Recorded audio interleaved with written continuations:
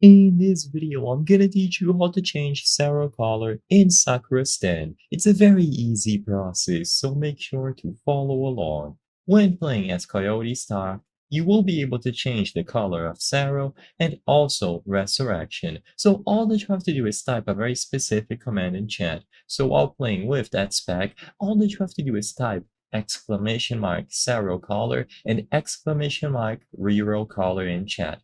This will now allow you to change the resurrection and the effect color of the move list. So all that you have to do, like I mentioned, is to type !Cero color or !Reroll color. Now, sadly, I won't be able to demonstrate gameplay of this color change in this video, but regardless, this is all you have to do.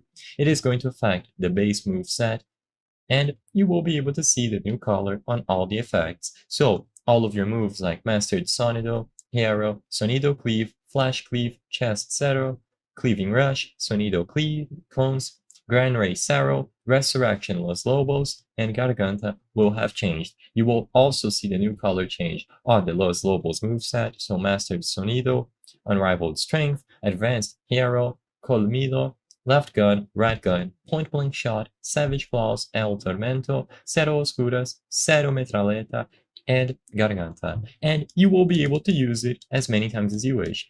Just type !Cero color or !Reroll color, and you will be able to see all of the new colors. Like I mentioned, I apologize for not being able to show you gameplay of how this looks like, but as long as you are playing with the proper spec in Sakura stand, you will be able to see the changes take effect immediately, and you can use it as many times as you wish.